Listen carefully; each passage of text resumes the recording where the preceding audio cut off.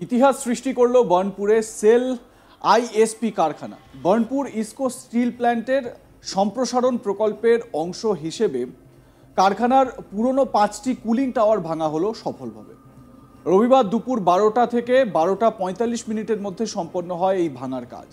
বিদেশ থেকে আনা বিশ্বমানের বিশেষজ্ঞদের তত্ত্বাবধানে পরিচালিত এই জটিল ডেমোলিশন অপারেশন নজর কেড়েছে সকলে।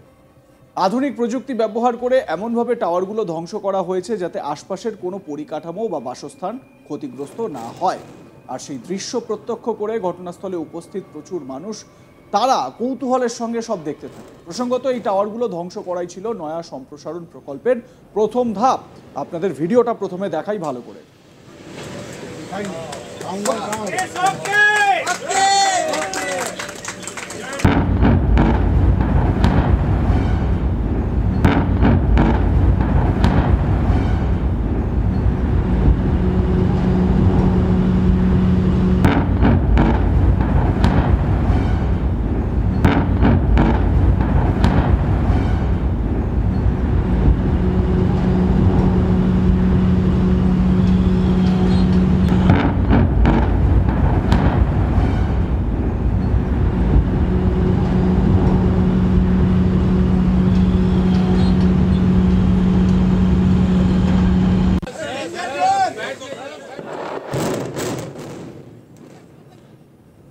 মনে করা হচ্ছে সম্প্রসারণ প্রকল্পে সেল আইএসপির উৎপাদন ক্ষমতা 7 মিলিয়ন টনে পৌঁছাবে, যা দেশের অন্যতম বৃহৎ ইস্পাত কারখানার তকমা এনে দিতে পারে বর্ণপুরকে। জানা গিয়েছে এই প্রকল্পে মোট ব্যয় হবে প্রায় 35,000 কোটি টাকা।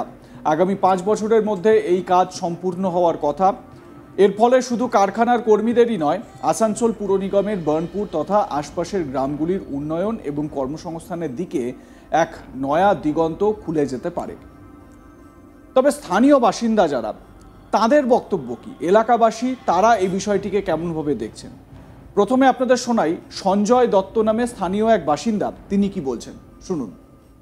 একটা দিক তো খারাপ লাগছেই, কারণ শতাধিক বছরের যেটা আপনারা বলছেন, এত বড় একটা স্মৃতি, এত মানুষের পুরনো স্মৃতি, সেটা চলে গেল। কিন্তু অন্য দিক থেকে দেখতে গেলে জিনিসটা ভালো এই কারণেই, কারণ এটা যে শুধু নষ্ট হয়ে যাচ্ছে তা নয়, এরপরে এর ওপরে একটা নতুন শিল্পায়ন গড়ে উঠবে এবং সেটাকে নিয়ে প্রচুর মানুষের কর্মসংস্থান জেগে উঠবে। আজকের দিনের যেটা বার্নিং ইস্যু সেটা হচ্ছে গিয়ে কর্মসংস্থান। তো সেদিক থেকে দেখতে গেলে প্রচুর মানুষের কর্মসংস্থান হবে, কাজেই দুঃখ করবার কিছু নেই। আমার মনে হয় এটা নিয়ে একটু আনন্দিত হওয়ারও কারণ আছে। এক স্থানীয় বাসিন্দার কথা আপনাদের শোনালাম। তিনি বলছেন কিছুটা আক্ষেপ হচ্ছে, কিন্তু নতুনভাবে এটাকে রিকনস্ট্রাক্ট করা এটা তো দরকার ছিল, নষ্ট হয়ে যাচ্ছিল, এটা একটা বিষয়।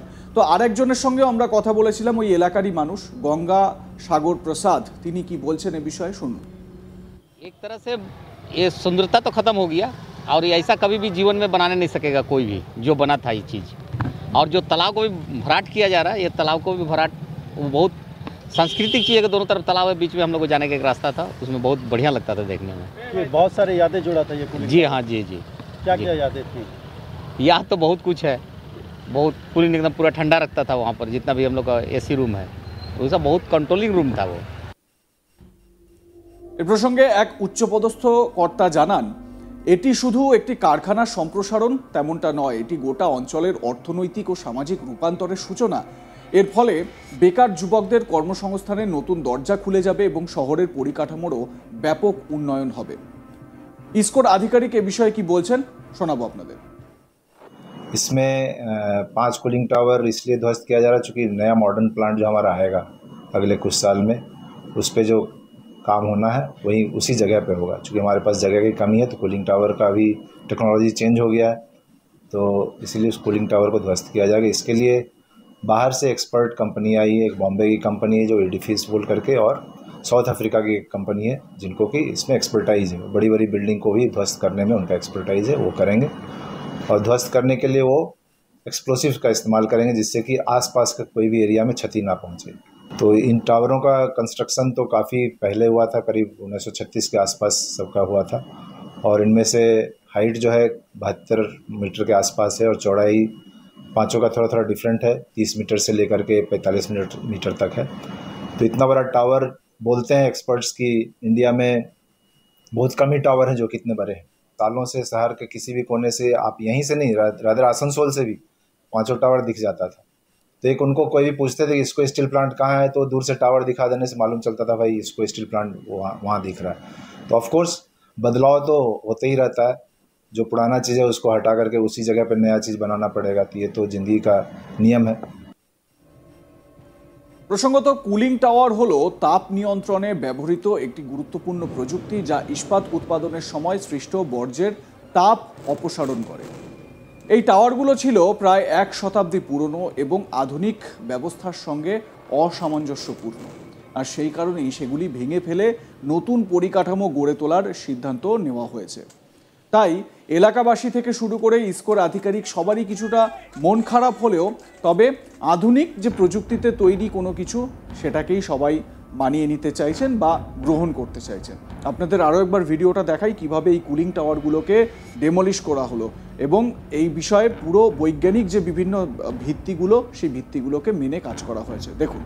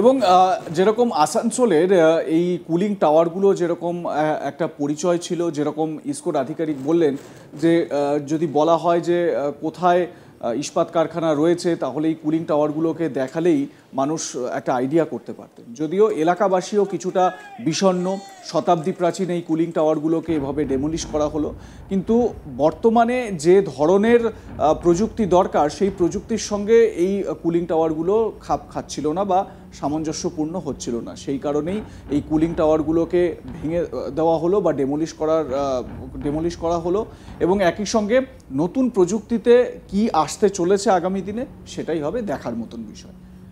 আপনাদের মতামত এ বিষয়ে কি জানাতে ভুলবেন না। দেখতে থাকুন আজ তাক বাংলা, সাবস্ক্রাইব করুন আমাদের ইউটিউব চ্যানেলটি।